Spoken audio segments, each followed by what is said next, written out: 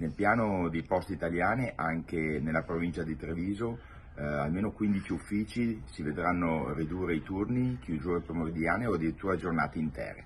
Questa strategia di Poste Italiane è sbagliata perché il radicamento nel territorio e la presenza degli uffici la sua forza. Bavaria, Castello Roganzuolo, Covolo, Fagarello, Badina, Porcellengo, Saletto, San Martino di Colle Umberto, San Vito di Altivole, Selva del Montello, Santa Maria del Sile a Treviso, Zoppè, Spresiano e Vittorio Veneto.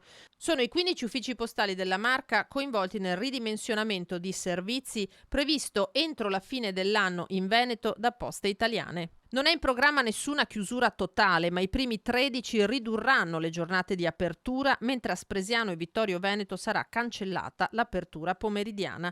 Anche dalla Marca, dunque, è prevista dal settore postale un'adesione significativa allo sciopero indetto da CGIL e UIL per il 29 novembre, vista la rivoluzione in arrivo. E noi crediamo che anche i sindaci e la regione debbano intervenire nei confronti di Poste Italiane per ridurre questo taglio di servizio nel territorio che rischia di danneggiare complessivamente la cittadinanza, l'utenza e in particolar modo i pensionati. Il tema della desertificazione di servizi è un tema molto reale e attuale che stiamo affrontando come ANCI. L'altro giorno parlavamo della desertificazione bancaria, abbiamo parlato della mancanza dei medici di base e oggi rischiamo di perdere anche gli sportelli degli uffici postali. Non dobbiamo guardare soltanto ai costi, ma dobbiamo vedere l'effetto sociale che la presenza di questi sportelli porta nelle nostre comunità. Quindi condivido le riflessioni di Nicolà Talmi e sarà anche mia cura come Presidente ANCI sollecitare la permanenza degli uffici postali, bancari, dei medici di base